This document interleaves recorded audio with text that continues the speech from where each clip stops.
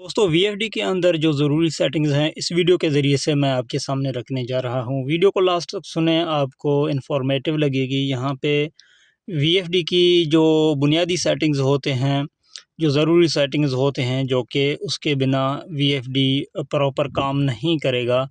तो तमाम के तमाम सेटिंग्स मैं आपको यहाँ पे इस वीडियो के ज़रिए से बताऊँगा।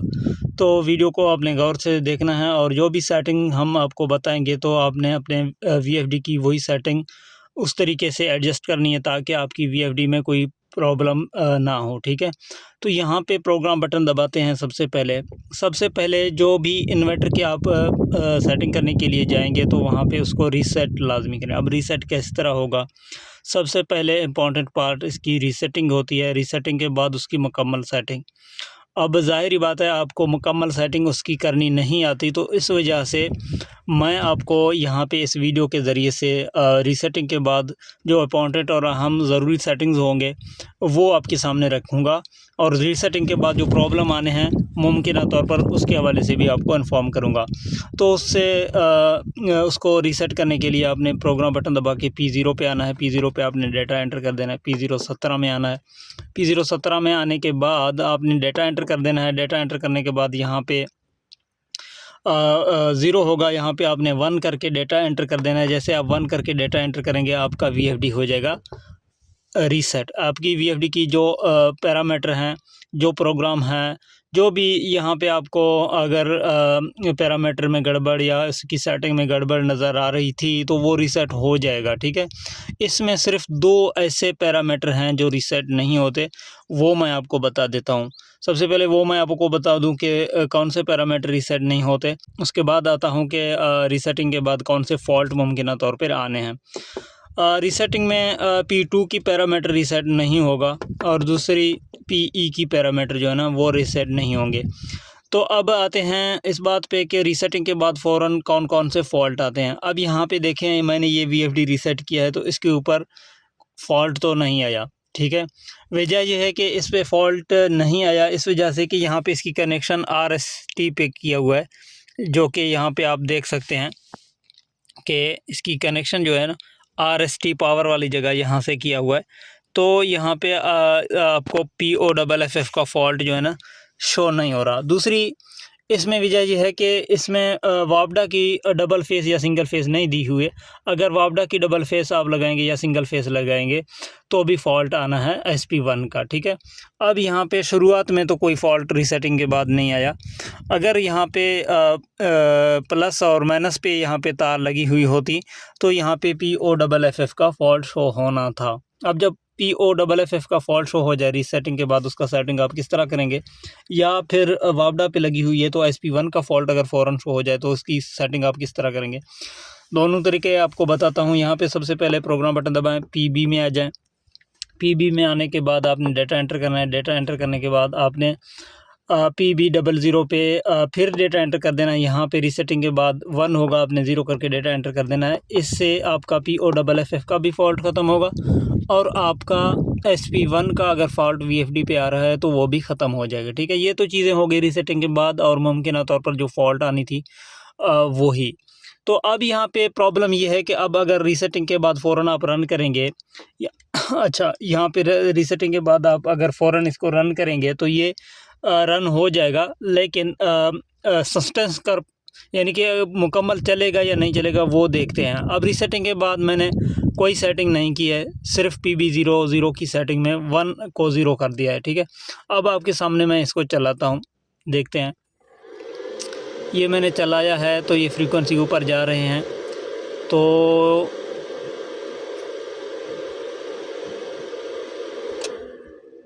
तो ये 26 पे आके ट्रिप हुई है। ठीक है, अंडर वोल्टेज का फॉल्ट दे दी इसने।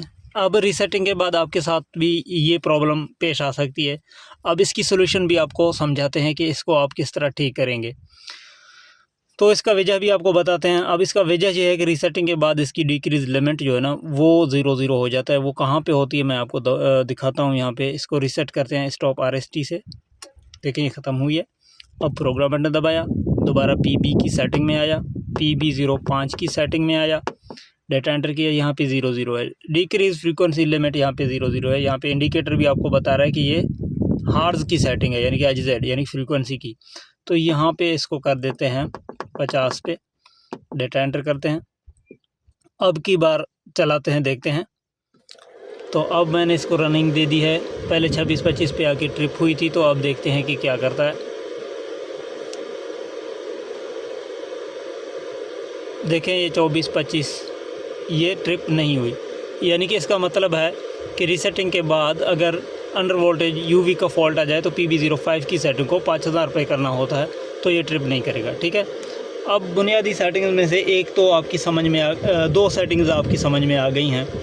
एक PB00 की सेटिंग, दूसरी रीसेटिंग के बाद दूसरी PB05 की सेटिंग। अच्छा, अब तीसरी सेटिंग जो इसमें है इम्पॉर्टेंट, वो PB04 की है, जो कि सबको मालूम है कि इसकी एडजस्टमेंट लाजमी है। अब रीसेटिंग के बाद ये होता है 80 पे। अब ये 80 पे है, तो आपने किस तरीके से इसको सेट करके रखना है।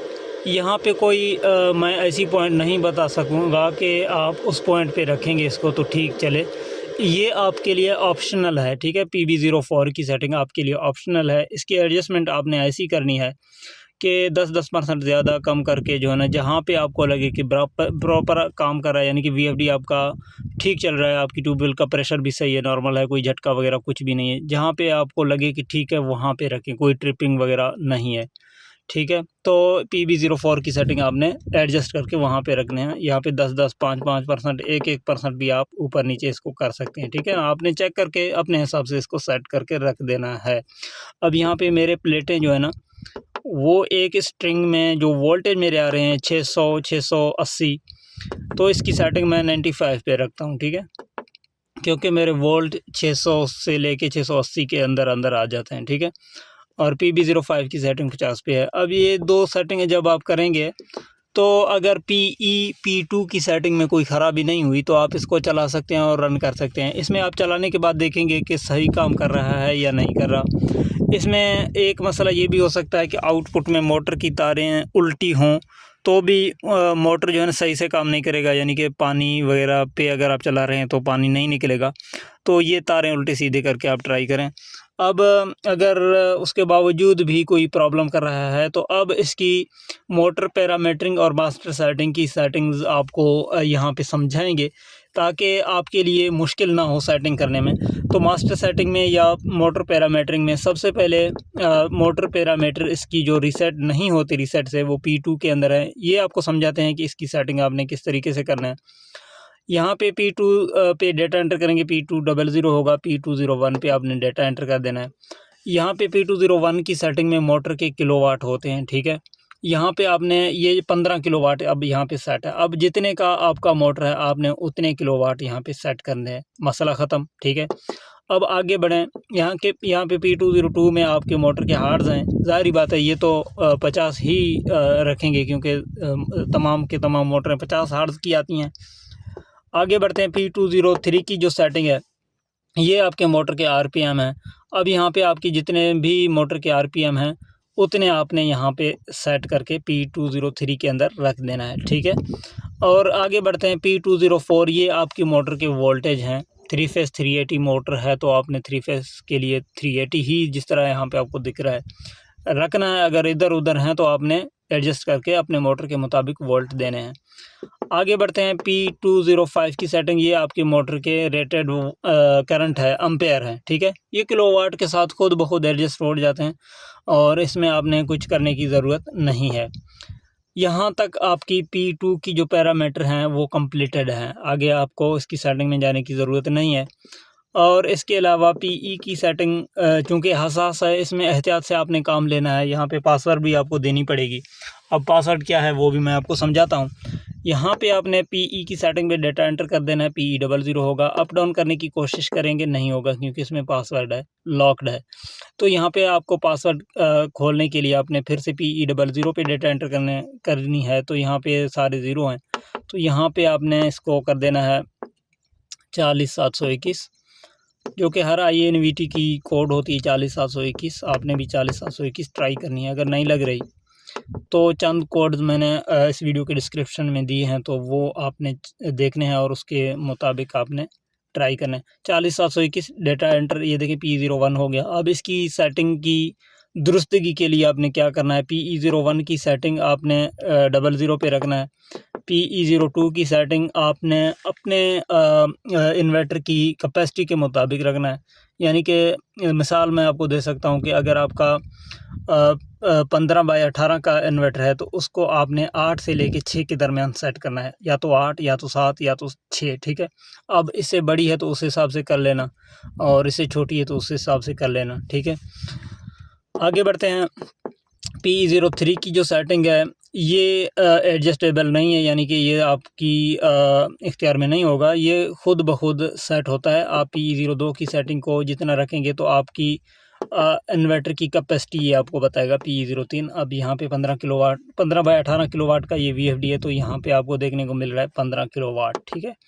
तो PE04 की जो सेटिंग है ये आपकी मास्टर सेटिंग के अंदर आउटपुट वोल्टेज हैं।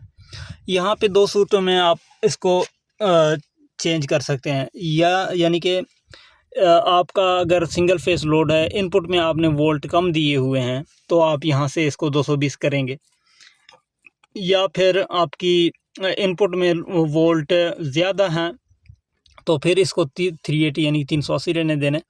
जो मैंने पहले आपको मोटर पैरामीटरिंग P204 में बताया है वहाँ पे 220 करें तो बेहतर है।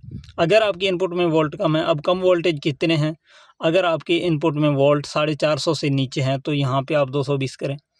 अगर 450 से ऊपर हैं या 450 हैं तो यहाँ पे 380 रहने देना है। और P204 में जो कि मैंने आपको समझाया वहाँ पे आपने अपनी आउटपुट लोड के मुताबिक रखने हैं। 220 तो 220, अगर 380 तो वैसे ही 380 रहेगा, ठीक है। ये चीज़ याद रखें। अब अगर यहाँ पे वोल्ट आपके 450 से नीचे आ जाए, अगर यहाँ पे 380 होगा PE04 के अंदर, तो फिर ये आपकी जो है ना आउटपुट में लोड नहीं उठाएगा, इन्वर्टर 00 शो करेगा, ठीक है। ये बात याद रखें। उसको फिर आपने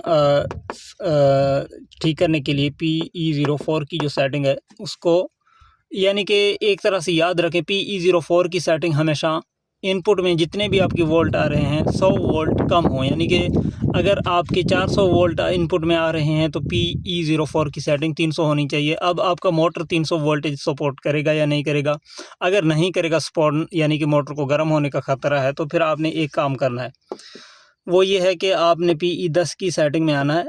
यहाँ पे आपने 20% 30% ज़्यादा करके अपने वोल्ट की जो गैप है उसको बढ़ा देना है। यानी कि अगर 400 वोल्ट आ रहे हैं तो PE10 की सेटिंग आप 10% बढ़ा देंगे तो आपकी वोल्ट ऑटोमेटिकली खुद ब खुद ज़्यादा हो जाएंगे। वो कैसे होंगे मैं यहाँ पे आपको दिखाता हूँ। अब यहाँ पे पहले आप वोल्ट नोट करें, 632 आ रहे हैं। अब PE10 की सेटिंग में बढ़ाता हूँ 10%, 15 से 25 करता हूँ। 632 से यहाँ पे वोल्ट देखें कितने हो गए, 687। तो ये होता है। आपने इस तरीके से मसनू तरीके से जो है ना बूस्ट देके अपने वोल्टेज की गैप को बरकरार करना है। यानी कि अगर आपका वोल्टेज इनपुट में आ रहे हैं 400, तो आपने बूस्ट देके उसको 480 तक लेके जाना है। जो मैं फ़र्क आपको बता रहा हूँ कि इनपुट और आउटपुट में फ़र्क होनी चाहिए 100 वोल्टेज का। इनपुट के ज़्यादा होनी चाहिए और आउटपुट के कम होनी चाहिए, ताकि आपकी आउटपुट में वो वोल्टेज पूरे हों। और इनपुट में अगर कम वोल्टेज आ रहे हैं तो उसके लिए फिर आप PB04 की सेटिंग भी कम करेंगे।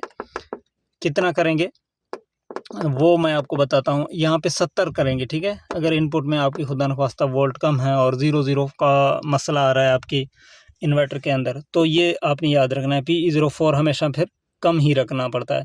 अगर इनपुट में भी वोल्ट आपके कम है, PB04 की सेटिंग भी आप यहाँ पे रखते हैं ज़्यादा, तो फिर तो नहीं चलेगा आपका इन्वर्टर, ठीक है। 00 का ही फॉल्ट शो करेगा, आगे नहीं बढ़ेंगे फ्रीक्वेंसी, ठीक है। ये भी कम करें और PE10 की सेटिंग के अंदर जाके बूस्ट भी दे दें।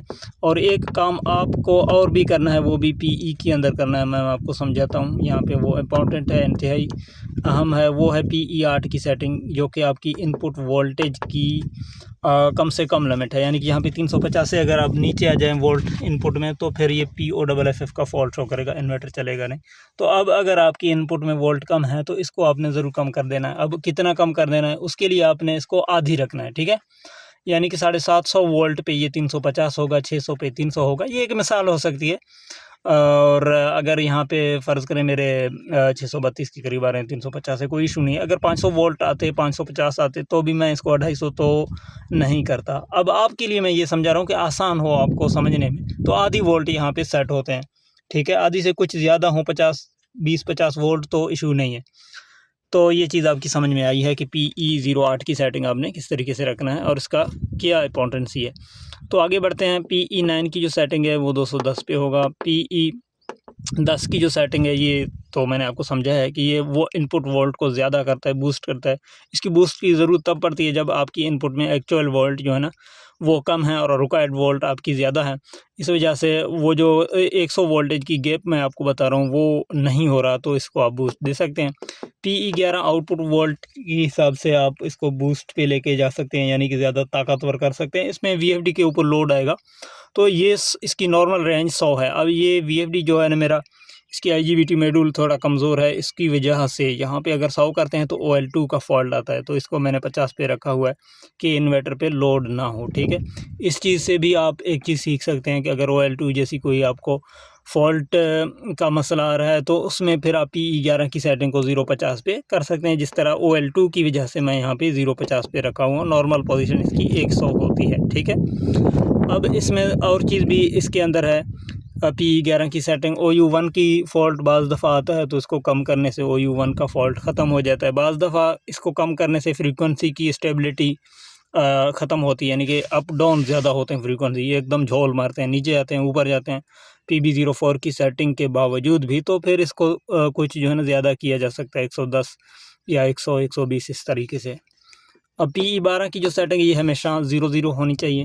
अब ये क्या है, इसमें ये है कि VFD की रनिंग टाइम यहाँ पे सेट कर सकते हैं आप, यानी कि आप इसको कोई 2-3 घंटे या 100-200 घंटे सेट करेंगे तो उतने घंटे चलने के बाद यहाँ पे आपका VFD ट्रिप कर जाएगा, ठीक है। अब मसला यहाँ पे ये है कि अब 200 घंटे भी मैं यहाँ पे अगर सेट करूँ ना तो भी ट्रिप होगा, VFD एंड का एरर शो करेगा। उसका वजह ये है कि 200 घंटे से ऑलरेडी मेरा इन्वर्टर जो है ना ज़्यादा चला हुआ है। अब मैंने इसकी घंटे मालूम करने जो कि दूसरे पैरामीटर में मिलते हैं हमें, वो P7 में मिलते हैं, और वहाँ पे जाके मालूम करने हैं और वहाँ से फिर आके यहाँ पे उसके हिसाब से 2-3 घंटे रखने हैं ताकि उसके बाद फिर ट्रिप हो जाए। लेकिन ये सेटिंग PE12 की आपने 00 रखना है, क्योंकि ये एंड का एरर ना दे, ठीक है। अब PE की टोटल 12 पैरामीटर होते हैं, सारे मैंने आपको समझा दिए हैं। P2 की भी समझाने की कोशिश मैंने की है। अब यहाँ पे P0 के अंदर कुछ इंपॉर्टेंट सेटिंग है जो कि रीसेटिंग के बाद खुद ब खुद ठीक तो होते हैं, लेकिन अगर आप इसको चेंज करना चाहें तो आप कर सकते हैं। P001 की सेटिंग लोकल रिमोट या फंक्शन मल्टी फंक्शनल यानी कि रनिंग के लिए जो सोर्स हैं उसको तब्दील करता है। तो 0 पे करेंगे तो ये बटन से रन होगा, अगर 1 पे करेंगे तो आपने कोई एक्स्ट्रा बटन लगाई हुई है या फिर आपकी रिमोट पे इसको आप कंट्रोल कर सकेंगे, ठीक है। इसके बाद P003 की सेटिंग आप आउटपुट फ्रीक्वेंसी कम ज़्यादा कर सकते हैं, 50 है तो आप इसको 60 भी कर सकते हैं, ठीक है। और इसके अलावा P004 की सेटिंग आपकी जो है ना मैक्सिमम फ्रीक्वेंसी लिमिट है। अब यहाँ पे आप 40 रखेंगे, डिस्प्ले पे बेशक 50 भी शो होना, तो रन करेंगे तो 40 से आगे नहीं जाएगा। और इसके अलावा P005 ये लोअर फ्रीक्वेंसी लिमिट होती है, यहाँ पे यानी कि 00 ही रखना चाहिए कि कम से कम 00 फ्रीक्वेंसी भी चले, यानी कि इशू ना करे। और P006 जो है ना डिस्प्ले फ्रीक्वेंसी होती हैं जो कि डिस्प्ले में शो होती हैं। अब यहाँ पे मैं अगर 40 करूँ तो डिस्प्ले में 50 की जगह पहले आपको दिखा दूँ, देखिए डिस्प्ले में यहाँ पे 50 शो हो रहा है, देख सकते हैं। मैं P006 की सेटिंग से इसको 40 करता हूँ, अब यहाँ पे देखें 40 शो हो रहे हैं, ठीक है। तो ये है डिस्प्ले जो है ना फ्रीक्वेंसी। और P007 की सेटिंग में छेड़छाड़ नहीं करनी, 8 की सेटिंग में भी छेड़छाड़ नहीं करनी, 10 और 11 की सेटिंग में आपको मैं बताता हूँ 11 की, ठीक है। 11 की सेटिंग एक्सेलरेशन टाइम होती है, ये अपने हिसाब से आप सेट करते हैं, यानी कि इसका मकसद ये है कि आपकी फ्रीक्वेंसी कितने टाइम में जो है ना 50 पूरा करे। यहाँ पे 20 सेकंड है तो 20 सेकंड के अंदर ये 50 पूरा करेगा। अब नॉर्मली मोनोब्लॉक्स पर जो इसकी सेटिंग होती है, मोनोब्लॉक मोटर पर, तो वहाँ पे पानी उठवाने के लिए इसको 10 रखा जाता है, ठीक है। तो ये आप अपने हिसाब से जितने सेकंड सेट करें। और P012 ये डी एक्सेलरेशन टाइम है, यानी कि मोटर कितने टाइम में फ्रीक्वेंसी 50 से नीचे आए, कितने टाइम में 0 पे आ जाए, तो 20 सेकंड है। ये दोनों आपने बराबर रखने, P0 11 और 12 दोनों को। अच्छा, P0 13 जो है ये आपकी मोटर की रोटेशन चेंज करेगा। फ़र्ज़ करें 0 पे सीधा चल रहा है तो 1 करके यहाँ पे एंटर करेंगे तो ये रिवर्स पे आ जाएगा, फॉरवर्ड रिवर्स यहाँ पे इंडिकेटर भी दे रहा है, ठीक है। तो ये आपने रखना है अपने हिसाब से जहाँ पे आपको मोटर चलानी है। और 16 ऑटो ट्यूनिंग के लिए होती है। यहाँ पे आप जब इसको 1 करके एंटर करेंगे तो ये आपकी लोड को डिटेक्ट करेगा और ऑटो पे चला जाएगा, जितनी भी आपकी लोड है मोटर की किलोवाट वगैरह। और P017 रीसेटिंग पैरामीटर, जो कि मैंने आपके सामने रीसेट करा के भी VFD को दिखाया था, और ये एंड होते हैं 17 पे जाके। बाकी जो इसकी दीगर सैकड़ों पैरामीटर होते हैं, P1 2 3 वगैरह, 2 की तो मैंने समझा मोटर 5 6, ये सारे जो होते हैं ना, ये सारे इसकी अहम और दीगर जो फीचर्स हैं मोटर को चलाने के अलावा, मशीनरी के लिए और टाइमिंग्स के लिए, और इसके अलावा भी इसकी हज़ारों फंक्शंस हैं ऐसे जो कि हम लोगों को इतना ज़्यादा समझ में नहीं आएंगे। तो उस वजह से उसकी छेड़छाड़ नहीं करनी। अगर खुदा न खास्ता किसी ने छेड़छाड़ की भी होगी तो इस तरीके से, जिस तरीके से मैंने यहाँ पे रीसेटिंग का तरीका बताया, रीसेटिंग के बाद जो ज़रूरी सेटिंग्स बताए, इस तरीके से कोई अगर इसका सेटिंग करेगा तो उसकी VFD जो है ना ठीक से चलेगा इंशाल्लाह, कोई इशू नहीं करेगा। आखिर में एक चीज़ मैं बताना भूल गया, वो PE की सेटिंग में है इनपुट वोल्ट लिमिट, यानी कि इनपुट में ज़्यादा से ज़्यादा वोल्ट कितने होनी चाहिए और कितने पे मसला नहीं करेगा। वो मैं कोड लगा के आगे बढ़ता हूँ और दिखाता हूँ आपको। ये ज़रूरी है, आपने याद रखना है। इसमें OU3 का मसला जो है ना आपको आ सकता है, OV3 वो PE07 की सेटिंग में। यहाँ पे 800 होनी चाहिए, 800 लिमिट होती है इन्वर्टर की VDC।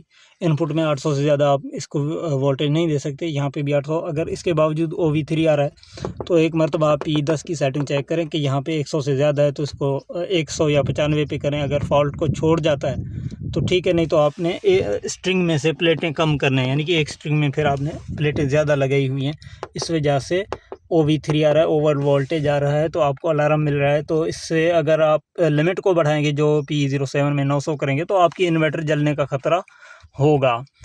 ठीक है, यहाँ पे ये चीज़ ध्यान में रखें। तो ये जो इंपॉर्टेंट और अहम पैरामीटर्स और सेटिंग्स थे, मैंने आपके सामने रखने की कोशिश की है। उम्मीद करता हूँ कि इस वीडियो में आपको बहुत सारी चीज़ें सीखने को मिलेंगी। अगर वीडियो अच्छी लगे लाइक, कमेंट और चैनल को ज़रूर सब्सक्राइब करें। अपना बहुत सारा ख्याल रखें। इजाज़त दें। अल्लाह हाफ़िज़।